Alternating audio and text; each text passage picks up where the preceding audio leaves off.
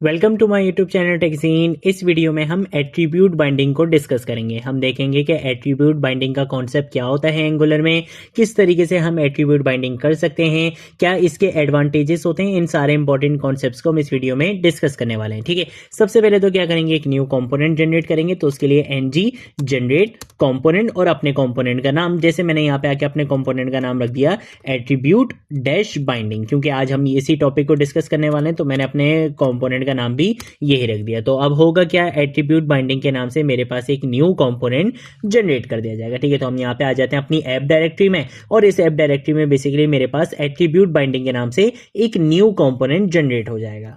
आप यहाँ पे देख सकते हो मेरे पास एट्रीब्यूट बाइंडिंग का एक न्यू कंपोनेंट जनरेट हो चुका है। इसके अंदर आकर सबसे पहले मैं क्या करूंगा, मैं आ जाऊंगा यहाँ पे HTML की फाइल के अंदर। ठीक है, तो मैं यहाँ पे अपने कंपोनेंट की टेम्पलेट फाइल के अंदर आ चुका हूँ, यानी कि UI फाइल के अंदर आ चुका हूँ। और यहाँ पर आकर अब मैं काम क्या करूंगा वो मैं अब आपको बता देता हूँ। सबसे पहले तो हम क्या करेंगे, हम यहाँ पर आकर इस कोड को सबसे पहले तो उड़ा देते हैं। यहाँ पे आके एक डिव एलिमेंट का यूज करेंगे। इसके अंदर आकर मैं एक H1 का टैग लगाऊंगा, और इसके अंदर मैं यहाँ पर आकर लिख दूंगा एट्रीब्यूट बाइंडिंग और बाइंडिंग इन एंगुलर 19। ठीक है, इस तरीके से एक H1 का टैग लगा दिया है। इसके अंदर आकर मैं क्या करूंगा, सबसे पहले तो एक बटन बनाऊंगा। तो हमने यहाँ पर एक बटन बना लिया है। बटन का बेसिकली नाम हमने यहाँ पे सबमिट रख दिया है, और बटन की जो टाइप होगी ना वो मैं यहाँ पे आगे बता देता हूँ। लेट सपोज टाइप हम यहाँ पे रख लेते हैं सबमिट रख लेते हैं। ठीक है, बटन की टाइप भी क्या रख दी, सबमिट रख दी। उसके बाद क्या करूंगा, मैं यहाँ पर आऊंगा। यहाँ पे आके हम क्या करेंगे, इनपुट टैग का यूज करेंगे। टाइप इसकी टेक्स्ट वगैरह, चलो टाइप वगैरह हम इसकी यहाँ से हटा देते हैं। ठीक है, टाइप वगैरह हम यहाँ पे कुछ भी यूज नहीं कर रहे।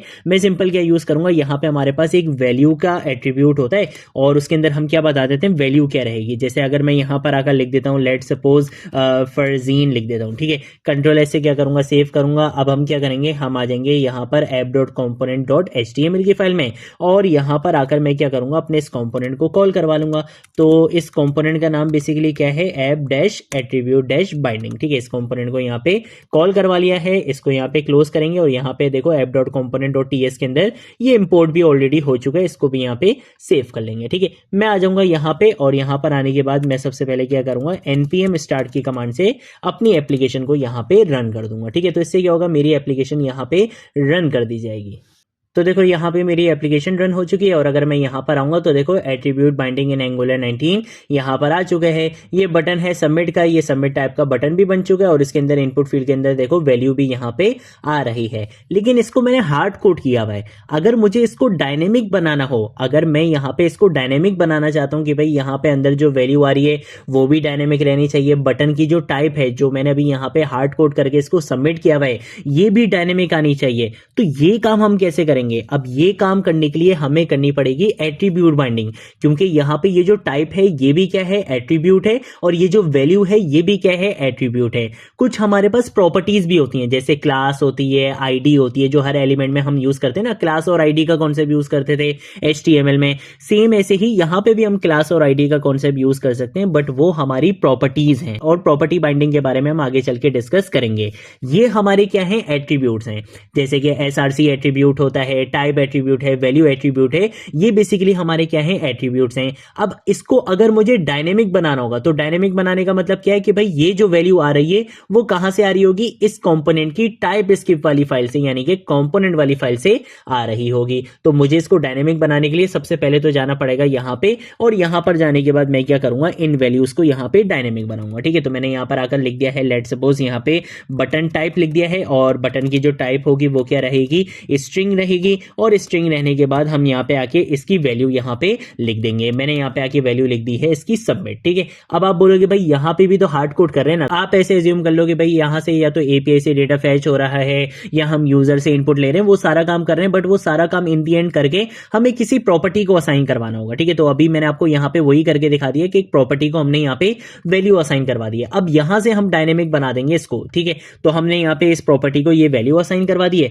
उसके बाद मैं क्या करूंगा, बटन बटन टाइप के बाद हम यहाँ पे एक और वैल्यू ले लेंगे, बेसिकली एक प्रॉपर्टी ले लेंगे इनपुट वैल्यू के नाम से, ठीक है। और इसकी भी जो टाइप रहेगी वो क्या रहेगी, स्ट्रिंग रहेगी। और इसके अंदर आकर हम यहाँ पे टेक्स्ट लिख देंगे, लेट सपोज एंटर, यहाँ पे मैं लिख दूंगा एंटर योर नेम, ठीक है। इस तरीके से मैंने यहाँ पे लिख दिया। कंट्रोल से क्या कर लूंगा, सेव कर लूंगा। अब इन प्रॉपर्टीज के अंदर जो भी डायनेमिक वैल्यू आ रही होगी, यूजर दे रहा है या एपीआई से आ रही है, वो सारी चीज हमने इन प्रॉपर्टीज के अंदर असाइन करवा दी। अब इन प्रॉपर्टीज को मुझे अपने एट्रीब्यूट से क्या करवाना है, बाइंड करवाना है। तो एट्रीब्यूट बाइंडिंग का जो बेसिकली हमारे पास सिंटेक्स होता है वो कुछ इस तरीके से होता है कि आपने यहाँ पे स्क्वायर ब्रैकेट का यूज करना पड़ता है, ठीक है। तो हम यहाँ पे सिंपल यहाँ पे टाइप नहीं लिखेंगे, बल्कि हम यहाँ पे क्या करेंगे, स्क्वायर ब्रैकेट का यूज करेंगे। यहाँ पर अगर हम यूज करते हैं ATTR, ये बेसिकली क्या है, शॉर्ट फॉर्म है एट्रीब्यूट की। हमने यहाँ पे लिख लिया ATTR, उसके बाद लिखेंगे डॉट, और आपके एट्रीब्यूट का क्या नाम था, टाइप। तो मैंने यहाँ पे लिख दिया है टाइप, लिख दिया है, ठीक है। और इसके अंदर आकर अब हम यहाँ पे डायरेक्ट सबमिट नहीं लिखेंगे, बल्कि वो जो टाइप डायनेमिक टाइप है वो कहां से आएगी,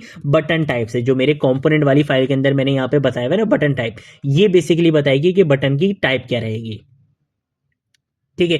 सेम यही काम मैंने किसके लिए करना है, इनपुट फील्ड के लिए भी करना है। तो यहां पे भी मैं डायरेक्ट वैल्यू यूज नहीं करूंगा, बल्कि हम यहां पे एट्रीब्यूट बाइंडिंग का कॉन्सेप्ट यूज करेंगे। मैं यहां पे ATTR डॉट, और यहां पर अगर मैं अपनी एट्रीब्यूट का नाम बताऊंगा, एट्रीब्यूट का क्या नाम है, वैल्यू नाम है, ठीक है। तो मैंने यहाँ पे वैल्यू लिख दिया, और यहाँ पे फर्जीन के बजाय मुझे क्या लिखना है, अपनी उस एट्रीब्यूट की प्रॉपर्टी का नाम लिखना है जो मैंने यहाँ पे टाइप स्क्रिप्ट की फाइल में डिफाइन करी थी, जो कि इनपुट वैल्यू थी। तो वही चीज मैं यहाँ पर अगर लिख दूंगा, मैंने यहाँ पे लिख दिया है इनपुट वैल्यू। कंट्रोल एस से क्या करूंगा, सेव करूंगा। अब आप चल के देखोगे तो ये स्टिल बिल्कुल परफेक्टली वर्क करेगा, कोई आपके पास यहाँ पे एरर नहीं आ रहा है, कोई चीज यहाँ पे नहीं हुई है। देखो ये एंटर योर नेम जो लिखा हुआ आ रहा है, ये कहां से आ रहा है, डायनेमिकली मेरी टाइप स्क्रिप्ट की फाइल से आ रहा है। अब यहां पर वैल्यू कैसे आएगी, आप एपीआई से डेटा को फैच करो, जो कि हम आगे जाके भी डिस्कस करेंगे। यूजर से इनपुट लो, कुछ भी करो आप यहाँ पे डायनेमिकली, यहाँ पे जो आप वैल्यू को गेट करोगे उसको आपने एक प्रॉपर्टी के अंदर असाइन करवाया, और उन प्रॉपर्टीज को अपने इन एट्रीब्यूट से बाइंड करवा दिए। ये बेसिकली हमारे पास कॉन्सेप्ट होता है एट्रीब्यूट बाइंडिंग का।